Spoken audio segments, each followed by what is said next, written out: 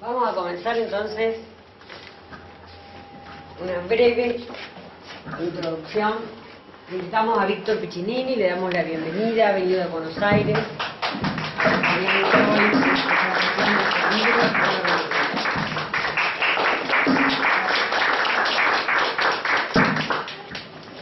Hace ya 5 años que se hace esta feria y estamos presentes con el stand del Nuevo Humanismo y del Mensaje de Silo.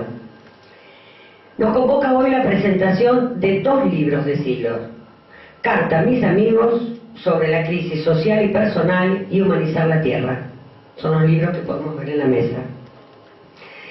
Estos libros han sido recientemente editados por Leviatán y fueron presentados en la Feria Internacional del Libro de Buenos Aires en este año, en abril de este año.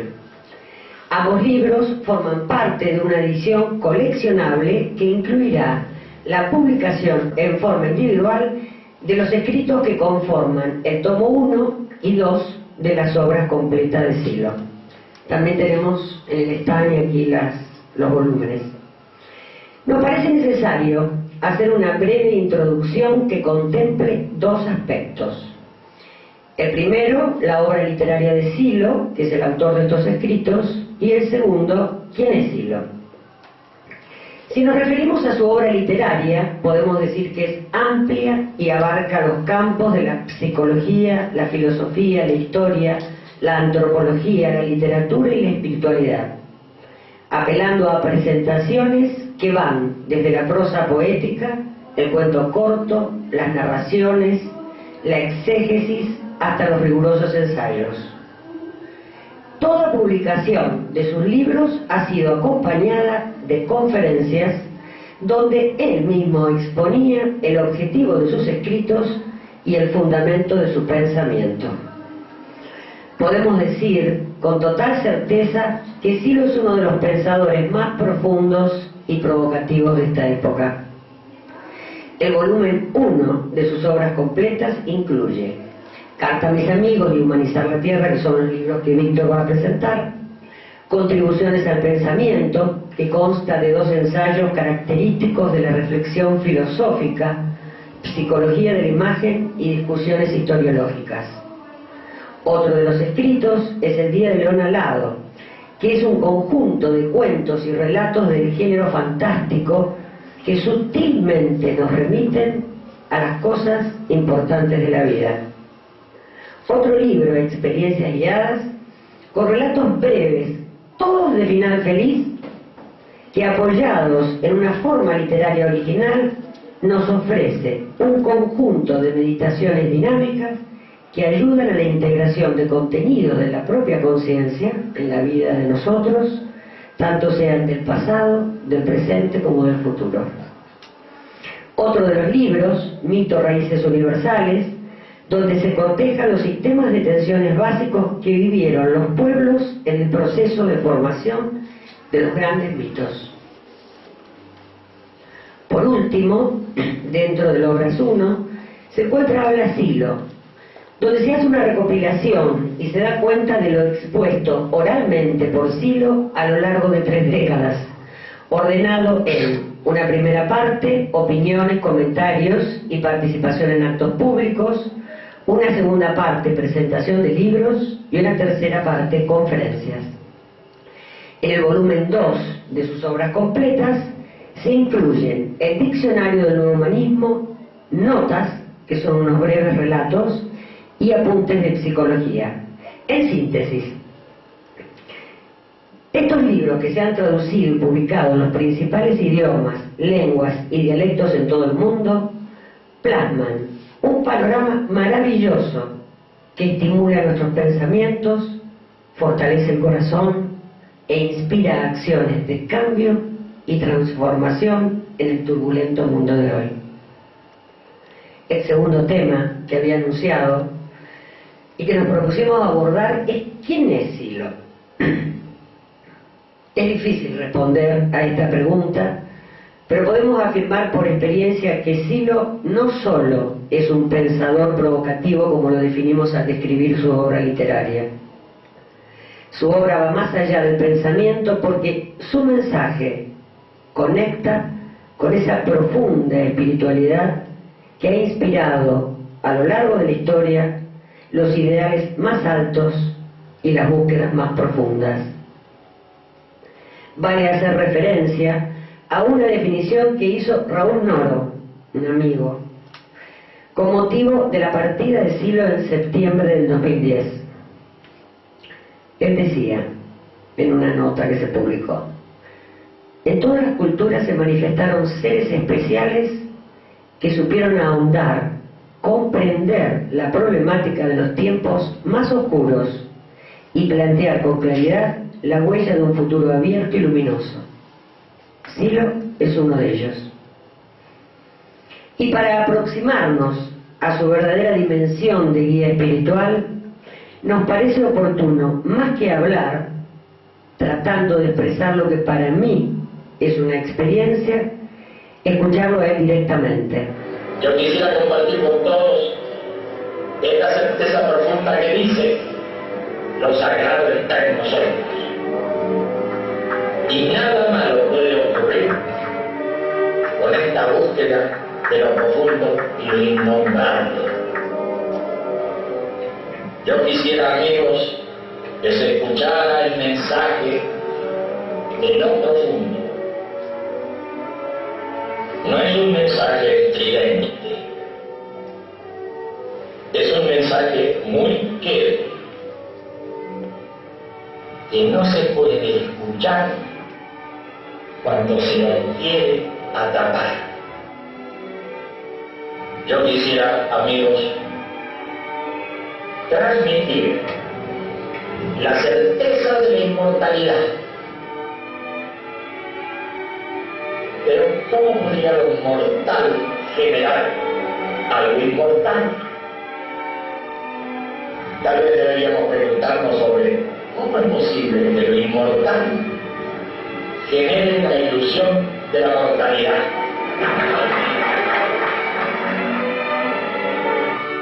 Es difícil prever hoy los alcances que el mensaje de Silo podrá tener a futuro.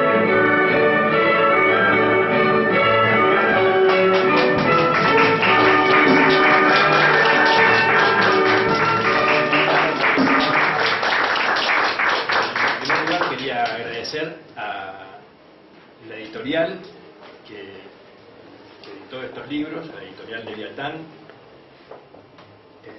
a los organizadores de la Feria del Libro de San Lorenzo, que me dan la oportunidad de estar aquí hoy para presentar estos dos libros, Cartas a mis amigos y El humanizar la tierra.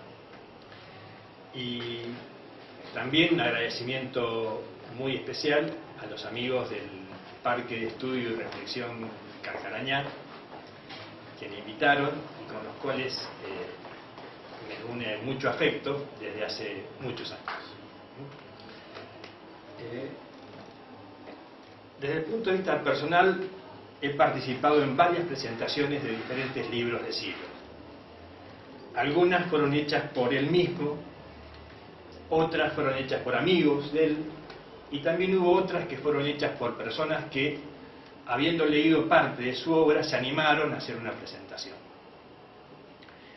Cada una de ellas enfocó la obra de este maestro desde distintos puntos de vista, desde distintos enfoques, y en todas siempre fui aprendiendo, viendo distintos puntos de vista, interpretando nuevamente la obra de Silo desde distintos puntos de vista. En este caso, cuando me toca presentar dos de sus principales obras, les confieso que cuando tuve que comenzar a preparar la presentación,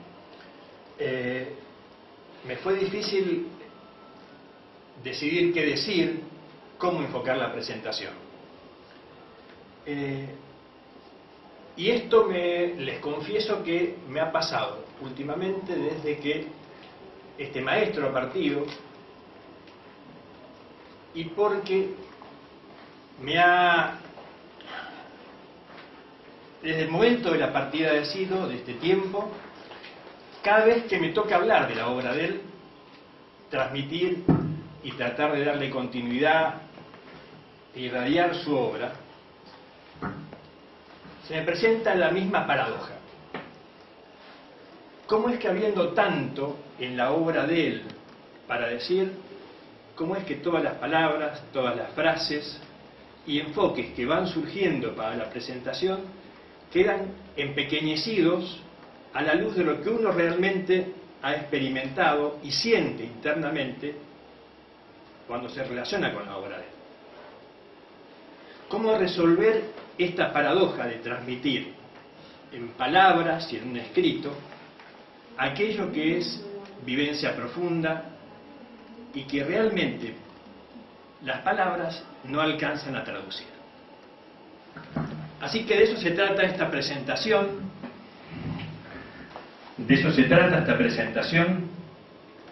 Es un nuevo intento por transmitir experiencias propias y dar testimonios a otros de lo que Silo ha sembrado. Quedará luego a cada uno explorar el camino que pueda quedar trazado. Comenzamos entonces con este intento. Comenzamos con el libro que escribió en 1991, Cartas a mis amigos. Cartas a mis amigos es una obra que escribe Silo entre 1991 y 1993. Su título completo es Cartas a mis amigos sobre la crisis personal y social en el momento actual. Y ha sido escrito bajo la forma de cartas abiertas a un destinatario amplio, pero muy bien definido. ¿Quiénes son los destinatarios a los cuales Silo dirige este mensaje? Son todas aquellas personas que, reconociendo la grave crisis de la sociedad actual, se preocupan por encontrar salidas superadoras y trabajan desde distintos campos del quehacer humano en esa dirección. Ya desde el título mismo, Silo deja plasmado uno de los aspectos relevantes de su enseñanza, que luego nos va a acompañar en toda su obra.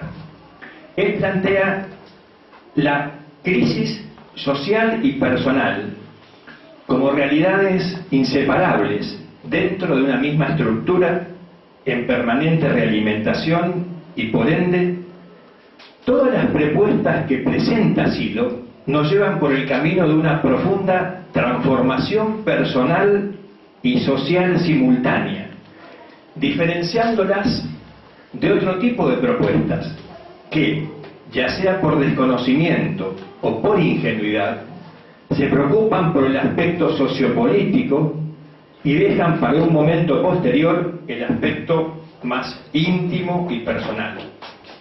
O viceversa, propuestas que pregonan por un cambio personal, dejando de lado o en manos de otros los aspectos sociales. Este libro se trata de 10 cartas, escritas, como comentaba, entre 1991 y 1993, donde en líneas muy generales se plantean los aspectos principales de la crisis terminal de este sistema que se ha mundializado. Plantea la existencia de un sistema cerrado, donde el poder financiero tiene postrada a toda la sociedad mundial. Este sistema cerrado tiene como única alternativa futura a su propia y creciente desestructuración.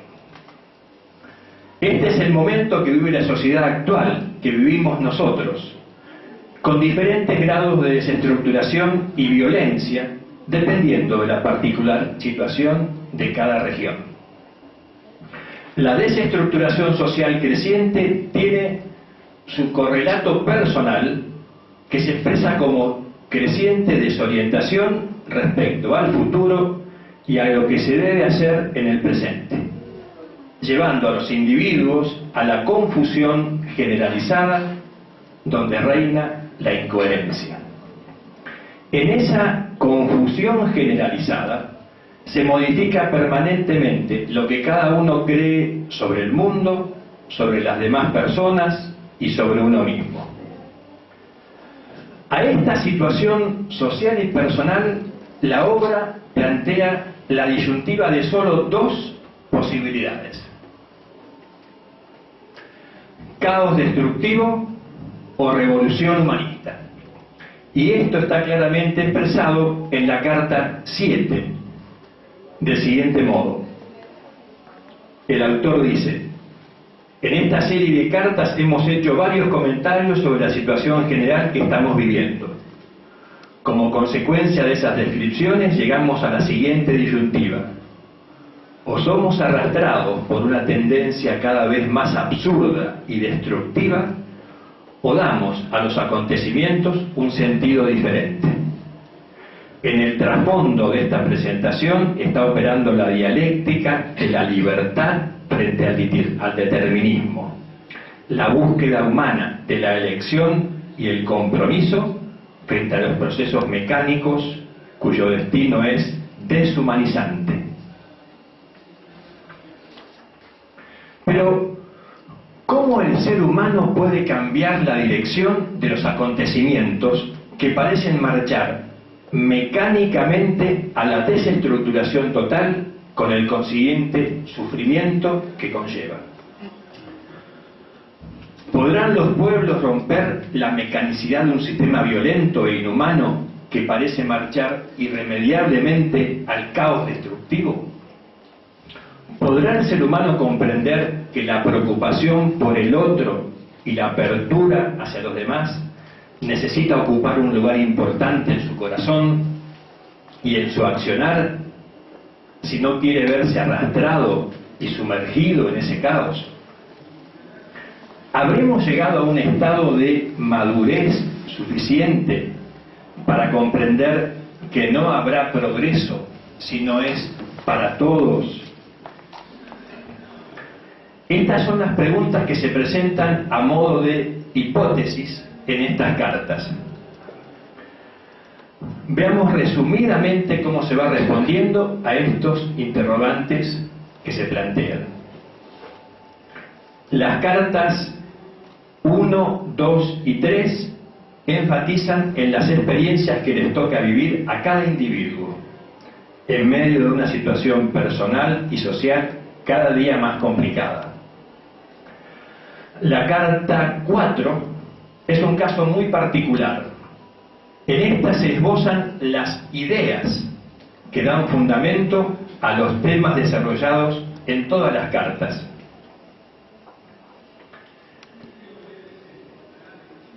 Detengámonos un poco en esta carta, ya que es muy importante para comprender en profundidad que lo desarrollado en las 9 cartas restantes no se trata de simples opiniones u ocurrencias teóricas sin justificación ni consistencia. La carta 4 describe los fundamentos conceptuales del comportamiento y del sentido de la vida humana, pero no lo hacen partiendo de ideas generales, sino estudiando lo particular de la vida humana, lo particular de la existencia humana, lo particular del registro personal del pensar, del sentir y del actuar. Y partiendo de esas particulares experiencias, es que cada lector del libro puede acompañar e ir siguiendo con sus propios registros, sus propias sensaciones y su imaginación a medida que avanza en la lectura. Entonces se llega a desarrollos y definiciones magistrales sobre el ser humano, su comportamiento, su intencionalidad, el sentido de la vida y sobre el sentido y destino de la humanidad. Es maravilloso ver con cuánta simpleza pueden desarrollarse temas profundos que en la mayoría de los casos se suelen presentar de modo complejo y muy alejado de la comprensión del ciudadano común. Las cartas 5, 6, 7, 8 y 9 desarrollan el pensamiento político-social del autor y del nuevo humanismo. La carta 10 presenta los lineamientos de la acción puntual adecuada, teniendo en cuenta el proceso mundial mencionado en las cartas anteriores. Un aspecto a resaltar es que en toda la obra, aún en aquellos capítulos donde se desarrollan temas estrictamente sociales o políticos, se siente la presencia permanente de la preocupación de Sylow por todo lo que ocurre en la interioridad de cada persona, de cada individuo. Toda la obra transmite una cercanía y una genuina preocupación de Sylow, el autor, por las experiencias esenciales de quienes acompaña con su lectura. Este aspecto de su preocupación esencial por lo que ocurre en el interior de cada individuo encuentra su salida a través de profundas enseñanzas que se expresan como sugerencias, recomendaciones sobre lo que se debería hacer para no verse arrastrado por la crisis del sistema. Por ejemplo, cuando explica el modo correcto de dar respuesta a las crisis personales y a la desestructuración interna que golpea a la conciencia individual, desarrolla magistralmente en las cartas 2 y 3 como recomendaciones y enfatiza en una serie de herramientas y premisas de conducta cotidiana que permitirán a cada individuo darle dirección y coherencia a la propia vida en un mundo caótico y cambiante. A modo de ejemplo, algunos parágrafos finales de la carta 3. Dice Sylow: si pudiéramos pensar, sentir y actuar en la misma dirección, si lo que hacemos no nos creara contradicción con lo que sentimos, diríamos que nuestra vida tiene coherencia. Seríamos confiables ante nosotros, aunque no necesariamente confiables para nuestro medio inmediato. Deberíamos lograr esa misma coherencia en la relación con otros, tratando a los demás como quisiéramos ser tratados. Estas dos propuestas, pensar, sentir y actuar en la misma dirección, y tratar a otros como uno desea ser tratados, son dos propuestas sencillas, que pueden ser entendidas como simples ingenuidades para gente habituada a las complicaciones. Sin embargo, tras esa aparente candidez, hay una nueva escala de valores, en cuyo punto más alto se pone la coherencia. Una nueva moral para la que no es indiferente cualquier tipo de acción. Una nueva aspiración que implica ser consecuentes con el esfuerzo por dar dirección a los acontecimientos humanos. Tras esa aparente candidez, se apuesta por el sentido de la vida personal y social, que será verdaderamente evolutivo o marchará a la desintegración. Hasta ahí lo dicho por el autor. Estábamos comentando que las cartas 5 a 9 resumen el pensamiento sociopolítico del autor y del nuevo humanismo. De estas 5 cartas podemos resaltar la carta 6, también conocida como documento del movimiento humanista, donde el autor presenta el ideario del humanismo contemporáneo. Intentaremos ahora esbozar algunas relaciones de lo desarrollado en el Cartas a mis amigos con algunos acontecimientos relevantes de los últimos tiempos. No nos explayaremos mucho más sobre el aspecto de la crisis, ya que estos son ampliamente conocidos: hambrunas, guerras, conflictos bélicos, amenazas nucleares, crisis financiera, desocupación, desesperanzas, catástrofes sociales y personales por donde quiera. Pero a la par de esto, muchos gobiernos e instituciones tradicionales intentan dar respuesta repitiendo mecánicamente recetas de un sistema que se ha caído. Pero al mismo tiempo, comienzan a manifestarse algunas reacciones y respuestas sociales que claramente poseen algunos signos de estos planteos que Sylow manifiesta en sus cartas. Son los primeros intentos sociales masivos que con mayor o menor organización intentan romper la mecánica de un sistema violento e inhumano.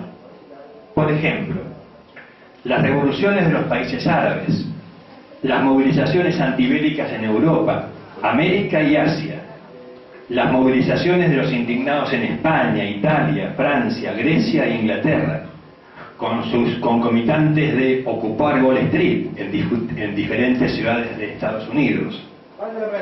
La creciente movilización en América Latina de los pueblos oponiéndose al capital financiero internacional que ahogó al continente en la década del 90. El surgimiento de gobiernos con cierto signo progresista en Venezuela, Ecuador, Brasil, Bolivia, Paraguay hasta hace un tiempo, Uruguay y Argentina.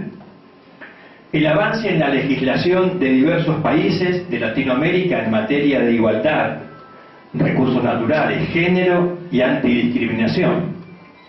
El surgimiento de nuevos modelos educativos, las masivas movilizaciones de signo no violento de las nuevas generaciones en reclamo de una educación pública y gratuita. Y seguramente podríamos enumerar otros ejemplos. Es como que un aire fresco parece sentirse en los planteos originales y en la dirección de estas expresiones. Pero surge una incógnita clave. ¿Podrán estos movimientos mantener la dirección y ser coherentes con sus planteos originales? ¿O si por la mecánica propia de la adaptación decreciente al sistema a que están acostumbrados, muchos de ellos serán chupados por la inercia del sistema y queriendo plantear un progresismo gradual propio de la vieja política tradicional, son arrastrados por el ojo de la tormenta? ¿Qué es lo que les falta a estos movimientos para convertirse en vanguardias de un nuevo proceso y de un nuevo momento histórico que claramente signifiquen un rompimiento con el sistema violento actual y que claramente signifiquen y reflejen un cambio evolutivo, verdaderamente revolucionario, que nos aleje de la violenta prehistoria? Nos podemos preguntar qué podrían aportar estas cartas a esas personas y a esos movimientos sociales y políticos bien intencionados que, como en el caso de nuestro país, genuinamente luchan por romper con lo viejo y tratan de escribir una página nueva en la historia. Estas cartas y el complemento de otras obras de Sylow podrían aportar el sustento ideológico y el fundamento doctrinario que alimente su acción social. Estas cartas le podrían aportar a ellos una dirección clara y un proyecto mayor que trascienda las fronteras epocales y geográficas, sin el cual muchos proyectos bien intencionados quedan atascados e incompletos. Sería como agua fresca para el militante social que día a día intenta construir una sociedad nueva, más justa y solidaria. Sería como la luz de un faro que orienta a los navegantes en momentos de duda y zozobra y que da fundamento a las decisiones más importantes, da fundamento a la acción personal y conjunta. Este tipo de fundamento para nuestros proyectos nos alejaría de todo signo de revancha, resentimiento o frustración que muchas veces parece alimentar las mejores causas. También para quienes nos sentimos humanistas, estas cartas deberían ser el resguardo ético que defina la acción coherente cuando surge la duda en el fragor de la militancia política y social. Es como nuestro tamiz por el que deberíamos pasar la coherencia de nuestras tácticas y la validez de nuestros proyectos. Para finalizar, lo referido a este libro, y repitiendo lo dicho por el autor en uno de sus últimos testimonios públicos en el año 2008, él dijo: el mundo, más que en otros momentos, está necesitando al humanismo. Y nosotros estamos necesitados de humanismo, porque claramente nos urge la humanización progresiva del mundo. No es ocioso resaltar que el humanismo universalista tiene hoy la posibilidad de crear conciencia y acción no violenta y constituirse en referencia para amplios sectores de la población mundial. Muchos creemos que tarde o temprano estos deseos expresados por Silo en el Carta a mis amigos se harán realidad, y cuando eso suceda será un reflejo que estas cartas han llegado al destino pensado y habrán cumplido con creces el sentido con el cual fueron escritas. Hasta aquí con el libro Carta a mis amigos. Vayamos al segundo libro que hoy nos convoca, el Humanizar la Tierra. Y en este libro les voy a pedir que me acompañen, ya que con la descripción y con el relato, ya que no es un libro tan racional y analítico y conclusiones como el primero, sino es un libro más poético, más de reflexión pausada e interna. Este libro nos invita a un tipo de lectura distinta a la anterior. Humanizar la Tierra es un relato en prosa poética que nos invita a acompañarlo uniendo en su lectura la cabeza con el corazón. Nos pide un suave esfuerzo para lograr captar los significados profundos que se transmiten y que comienzan a traducirse en reflexiones, señales y sospechas que, llegando a nuestro convulsionado mundo interno, nos abren la puerta a una nueva realidad interior.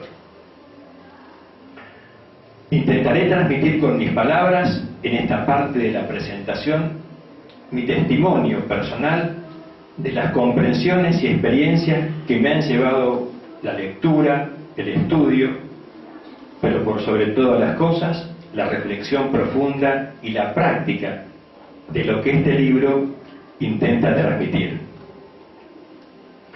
En síntesis, quisiera hablar del libro a través de lo que él ha generado en mí, con la intención de que aquello que ha sido bueno para mí, tal vez sea también bueno para otros. Humanizar la Tierra está compuesto a su vez por 3 escritos. La mirada interna, que se escribió en 1972, el paisaje interno, escrito en 1981, y el paisaje humano, redactado en 1988. La mirada interna aparece en 1972, pero sabemos que el comienzo de esta obra de Silo data de 1969, cuando Silo meditaba en soledad en su ermita de piedra en la montaña, en plena cordillera de los Andes. El libro, La mirada interna, resume la esencia de su mensaje y de su experiencia, que ya había esbozado en una primera charla pública en 1969. ¿Y de qué trata ese mensaje esencial? Trata sobre la comprensión del sufrimiento humano, sobre la superación, de dicho sufrimiento, trata sobre la muerte y sobre la posibilidad de la trascendencia más allá de la muerte física.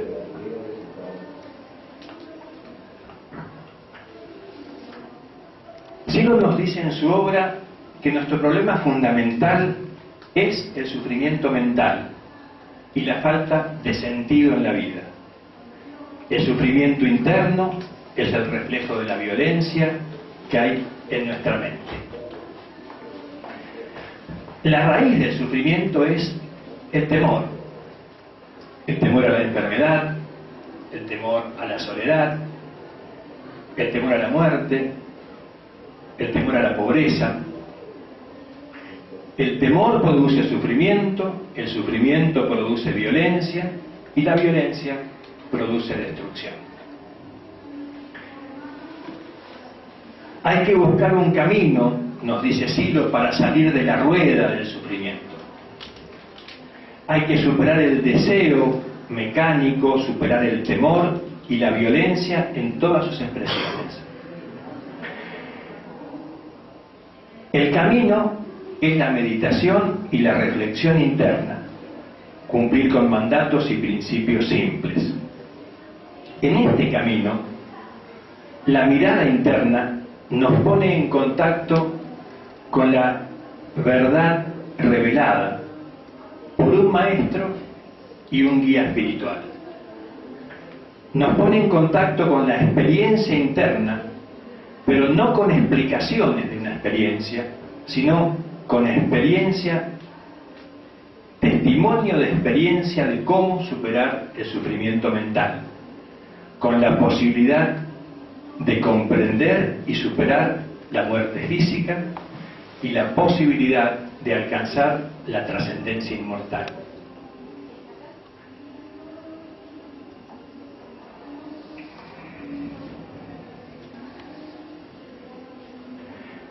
En el segundo escrito, después volveremos a la mirada interna, en el segundo escrito del Humanizar la Tierra, que se titula El paisaje interno, Silo nos lleva un poco más hacia lo social, desde nuestra profunda interioridad, que veníamos de la mirada interna, al mundo de nuestras relaciones, de nuestros valores sociales y culturales. Ya desde el comienzo de su obra,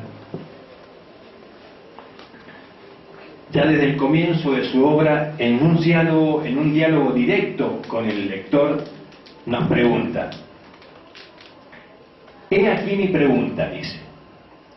A medida que la vida pasa, ¿crece en ti la felicidad o el sufrimiento? No pidas que defina estas palabras. Responde de acuerdo a lo que sientes. Aun cuando sabio y poderoso, si no crece en ti y en quienes te rodean la felicidad y la libertad, rechazaré tu ejemplo. Acepta en cambio mi propuesta. Sigue el modelo de aquello que nace, no de lo que camina hacia la muerte. Salta por encima de tu sufrimiento y entonces no crecerá el abismo, sino la vida que hay en ti. Fundamentalmente en el paisaje interno se habla de la libertad humana, de las posibilidades de construir una vida en base a la unidad o la contradicción. El acto de unidad es aquel en el que estrechamente se une el pensamiento, el sentimiento y la acción. El acto de unidad se registra como una suave alegría y nos impulsa a su repetición en el tiempo. Por el contrario, la contradicción invierte y detiene la correntada de la vida, generando violencia y sufrimiento interno. En este libro, El paisaje interno, se trata también el tema del sentido de la vida. Es uno de los tópicos principales que trata el libro. Y en el capítulo 7, con excepcional poesía y sabiduría, Silo nos dice: nombrador de 1000 nombres, hacedor de sentidos, transformador del mundo. Tus padres y los padres de tus padres se continúan en ti. No eres un bólido que cae, sino una brillante saeta que vuela hacia los cielos. Eres el sentido del mundo, y cuando aclaras tu sentido, iluminas la tierra. Cuando pierdes tu sentido, la tierra se oscurece y el abismo se abre. Te diré cuál es el sentido de tu vida aquí. Humanizar la tierra. ¿Qué es humanizar la tierra? Es superar el dolor y el sufrimiento. Es aprender sin límites. Y es amar la realidad que construyes. No puedo pedirte que vayas más allá, pero tampoco será ultrajante que yo afirme: ama la realidad que construyes y ni aún la muerte detendrá tu vuelo. El paisaje humano es el tercer libro de Humanizar la Tierra. Trata sobre el modo en que generalmente observamos el mundo, sobre cómo se constituyen los valores que nos orientan, y sí lo resalta el significado de los paisajes que, actuando sobre nuestras miradas, condicionan la acción en el mundo, y habla sobre la educación, la violencia, el Estado, la historia, las ideologías y la religión. Con el paisaje humano finaliza esta trilogía que lleva por título Humanizar la Tierra. Pero antes de finalizar, les propongo una breve experiencia. Volvamos a la mirada interna. Hagamos un rápido pero más profundo recorrido por una partecita del libro y tratemos de vivirlo como si fuésemos guiados por una voz interna que nos acompaña por el camino de nuestro mundo interno. Los invito a recorrer juntos algunos de esos miles de senderos que se descubren al abrir la mirada interna. Comencemos juntos a andar el camino. Hay otras realidades que se pueden ver con otros ojos. Y hay una forma de ver que puede ser muy diferente a la habitual. Así llegamos al capítulo 1 de la mirada interna. Y allí una voz suave, interna, sabia y bondadosa, nos dice: aquí se cuenta cómo el sentido, como el sinsentido de la vida se lo convierte en sentido y plenitud. Aquí hay alegría, amor al cuerpo,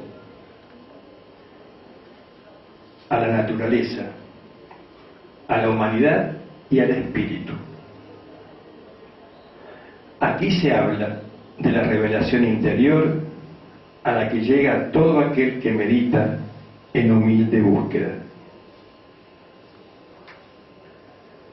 Entonces me pregunto, ¿cuántas veces me he preguntado acerca del sentido de mi vida? ¿Cuántas veces me aguijoné a ese ¿para qué de mi vida? Muchas veces la pregunta me desestabiliza, me inquieta, me sorprende. Sí, quiero develar el sentido de mi vida. ¿Cómo será meditar en humilde búsqueda? ¿De qué revelación interior me habla Silo? Y de pronto la voz me sigue guiando doy un salto. Estoy en el capítulo 2. Y allí la voz me sigue aclarando. No pienses que vas a comprender discutiendo conmigo. Si me preguntas cuál es la actitud que conviene, te diré que es la de meditar en profundidad y sin apuro lo que te explico aquí. Entonces, me pregunto, ¿cómo será no discutir y meditar en profundidad y sin apuro? ¿Cómo hacer para no discutir conmigo mismo? ¿Cómo calmar esos ruidos que me invaden permanentemente?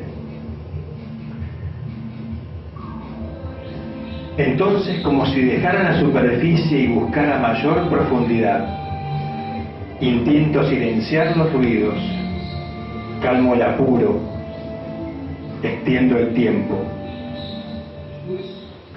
Y mágicamente, cuando lo hago, aparecen ante mí las sospechas. Entonces, estoy en el capítulo 5 de la mirada interna y me digo, a veces me he adelantado a hechos que luego sucedieron. A veces he captado un pensamiento lejano.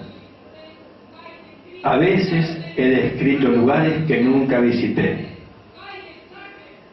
A veces he contado con exactitud lo sucedido en mi ausencia. A veces una alegría inmensa me ha sobrecogido. A veces una comprensión total me ha invadido. A veces una comunión perfecta con todo me ha extasiado. A veces he reconocido como visto nuevamente algo que veía por primera vez. Y todo ello me ha dado que pensar. Buena cuenta me doy que sin esas experiencias no podría haber salido del sinsentido. Al escuchar estas palabras, algunas imágenes vienen a mi mente. Recuerdo esos momentos, ese paisaje, esa situación tan extraña, esa alegría profunda, ese encuentro, esa comprensión que impacta sin explicación, ese sueño inspirador, esa comunión con todo. Me intento quedar con esas sensaciones propias de las sospechas de un sentido mayor para mi vida.